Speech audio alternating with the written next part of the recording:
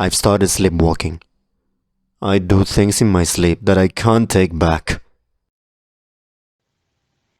I've started sleepwalking. I do things in my sleep that I can take back.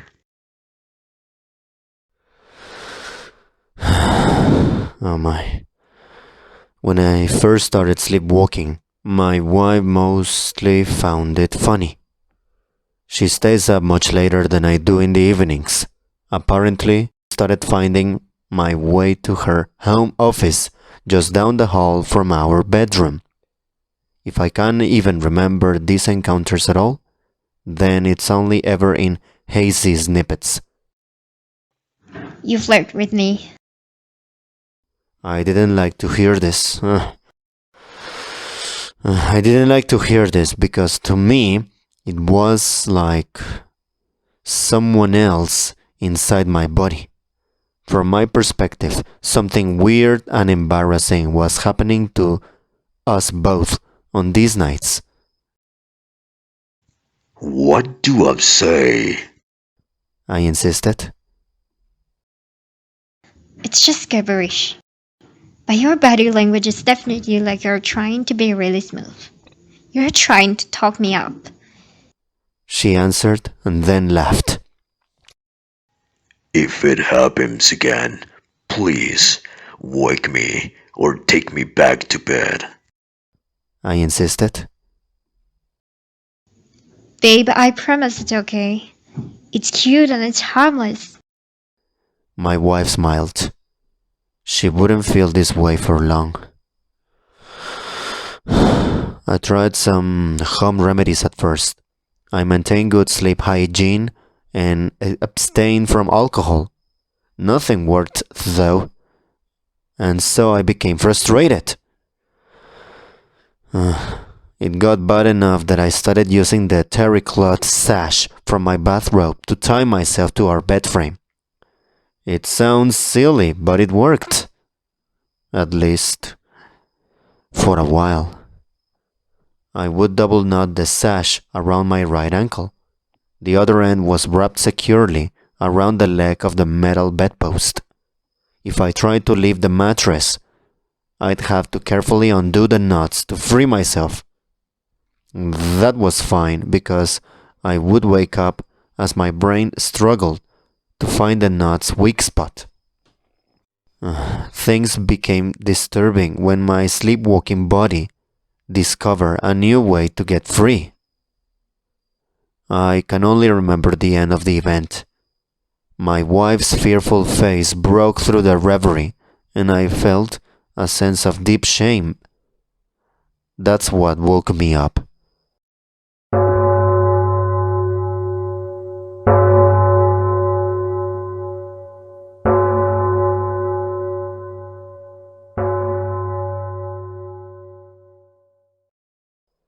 She says that I tried to flirt with her once again, but this time I was carrying scissors in my hand. I would corner her in her office, and she could do nothing but pray. I decided to leave her alone. I didn't seem aware I was holding anything. When her fearful expression stirred me awake, we returned to the bedroom, and it became clear what had happened. My wife whispered with some astonishment the following words. You rolled out of bed and onto the floor. You were still connected by your ankle. You must have reached into my Zulu dresser, searched through it, and found scissors to cut yourself free. She pointed at the severed rope sash trailing from the bed frame's leg. Indeed, around my ankle remained the other knotted half of the rope sash. My wife and I talked earnestly about our concerns the next day. I hate that I do it. Can you please just shake me awake as soon as I bother you? You were carrying scissors. Anything might have happened. Haven't you heard about never trying to wake a sleepwalker? And what if you became violent? I know. I've heard that before too, but look, I woke up randomly last night and nothing bad happened. It's the same as when I tried to untie my ankle. I never lashed out. I think you should wake me. The dangerous part is when I'm still asleep. I said. I said, and I felt intensely guilty. I'll try it, but please make an appointment with a doctor right now. She finally agreed. I will. I promise. I nodded. She was right. The home remedies clearly weren't enough. I made an appointment with a sleep clinic for the soonest possible date. It was 2 weeks away. We moved all sharp objects out of reach from the bed, and I bought a new piece of fabric to restrain my ankle as we had done before. I hoped it would be enough until my appointment arrived. The worst part of sleepwalking is that I genuinely don't remember anything until my mind starts to awaken. Sometimes this occurs in response to a stimulus, and sometimes it doesn't happen at all. Each episode usually results in a vague but humiliating memory of my wife either laughing at me or looking very afraid. Sometimes I don't remember anything at all. My only clue is when someone tells me or I notice something has changed. On the night before my sleep clinic appointment, I went to bed and woke up feeling completely normal. There were no new memories. Abruptly, I realized I had gone to bed in pajamas, but I was now wearing only underwear. When I inspected my body, I found several deep bruises in my arms. There was also a bad friction burn on my ankle. Something serious just happened. It was early on Sunday morning, so I sat alone and I worried while I waited for my wife to wake up naturally.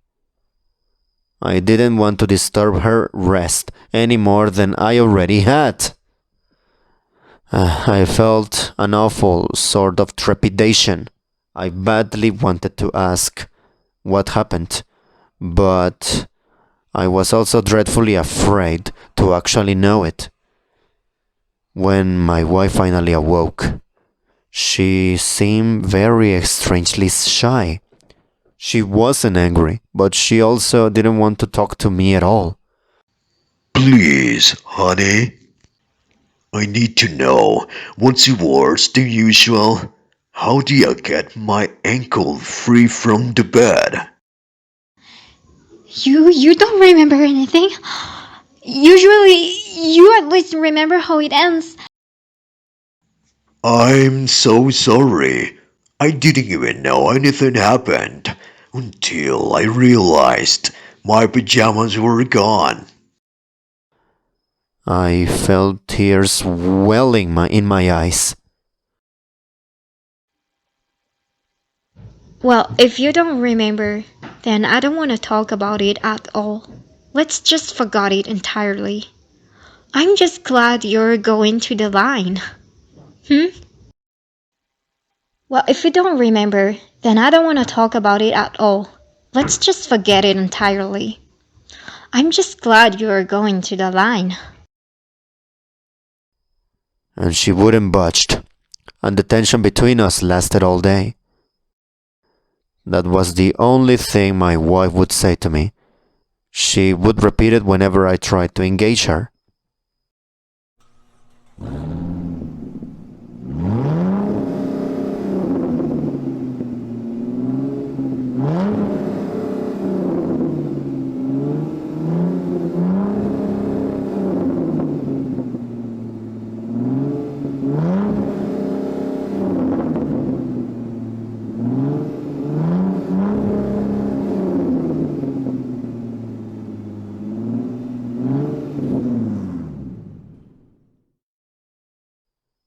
It was an overnight stay at the sleeping clinic.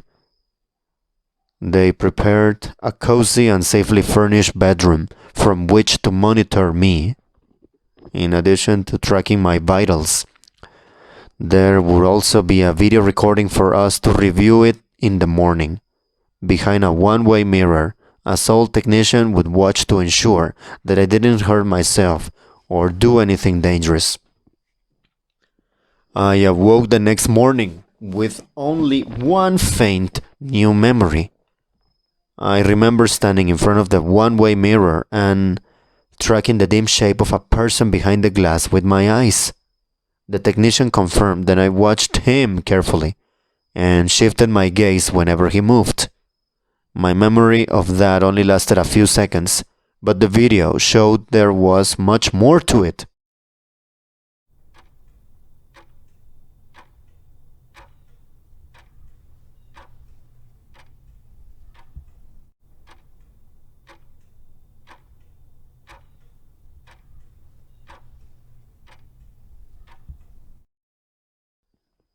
The footage showed everything. I sat up in my bed around midnight, then worked dutifully at the knot around my ankle. It sometimes takes me about 45 seconds to untie myself when I'm already awake. But that night, I stared and worked blindly at it for more than 13 minutes, with patient, random tucks at the outside of the knot. I set myself free. Now, standing, I walked directly to the one-way mirror.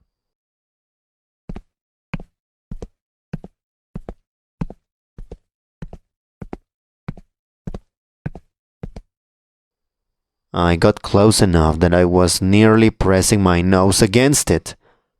That's when I began tracking the technician with my eyes as the faint shadow of his body moved behind the tinted glass. Now standing, I walked directly to the one-way mirror. I got close enough that I was nearly pressing my nose against it. That's when I began tracking the technician with my eyes as the faint shadow of his body moved behind the tinted glass. I stood and I stared for 3.5 hours, then returned to bed. I only spoke at the end, just before I swayed to turn my back on the technician. I spoke a few lines of gibberish. After that, I started humming loudly. The tune was just the two of us, that old song from the 80s. The camera caught my face twisting itself in a very sinister smile. As I did so, I lowered myself back to bed, and I called out loudly, Just so lucky I can catch you. Just so lucky I can catch you. "What in the actual fuck?" What the fuck? I've never threatened anyone in my life. I'm terrible at even pretending to be intimidating when awake. Now I'm staring down strangers and meditating on how they've been left alone with me. Why would I say that my forced isolation was lucky for the technician? What the hell was I planning? Oh my, the doctors wrote me a prescription that really helped.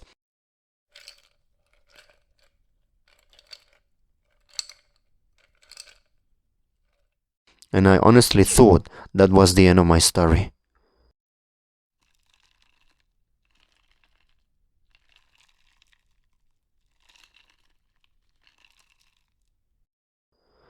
I took one pill at the end of each evening, and they never failed to put me in a deep and uneventful sleep. There were no more weird nights or awkward discoveries in the morning. My wife even started to trust me the way she used to. She would laugh and would grin when we talked again. It was such a relief. We had had a rough patch, but now it seemed to be behind us. Maybe we should crack a few beers. Or we could open a bottle of wine. No more sleepwalking means we can enjoy a few drinks together again. My wife told me as we sat down to dinner last night. Her friendly smile made my heart feel safe. My wife shot me a playful look and grabbed a corkscrew.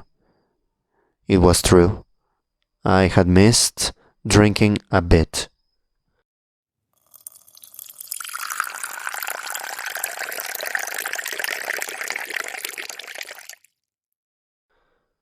I agreed and we drank and laughed while eating our meal. It was a lovely evening, but my tolerance for alcohol was low. I had accidentally gotten myself drunk by the end of the night. I collapsed onto our bed, completely forgetting to take my pill and tie my ankle to the bed frame.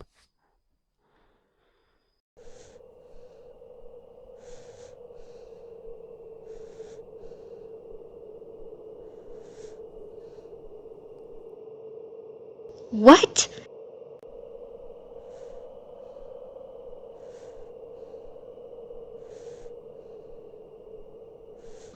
Huh? What? Wait, honey, what's happening? What are you doing? Huh? What? Wait, honey, what's happening? What are you doing?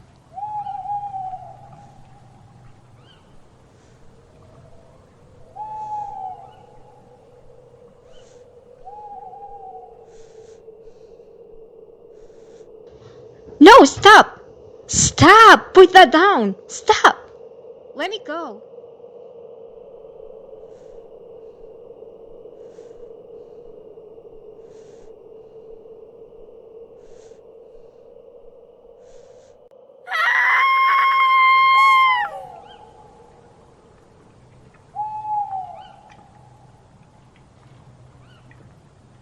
I awoke this morning with no new memories.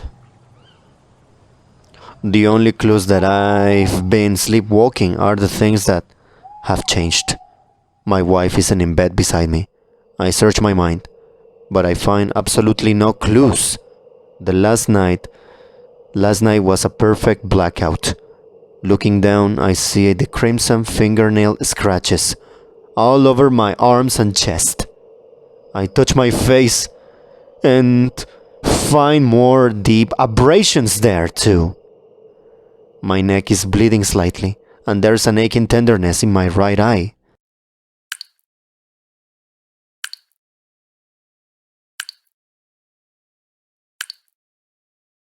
I must have been struck hard in the face at least once.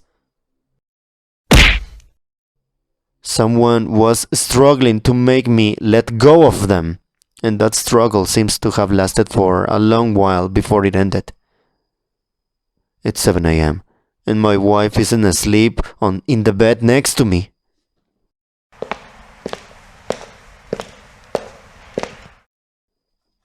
In the back of my head is a feeling that I can almost taste in my mouth.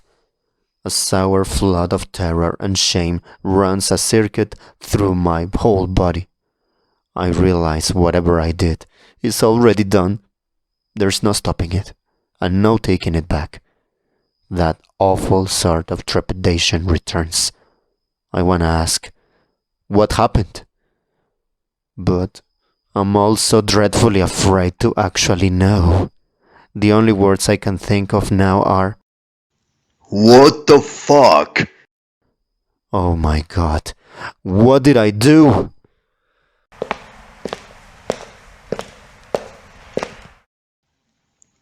This time, though, I think I can guess.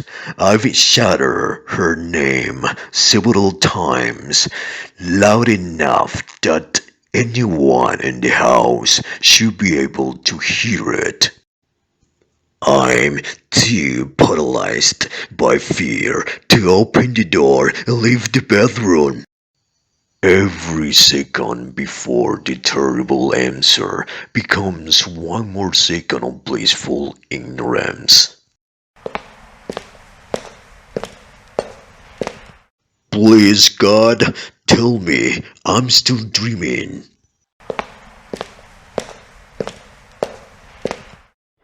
Please, God, tell me I'm still dreaming! Tell me I'm still dreaming!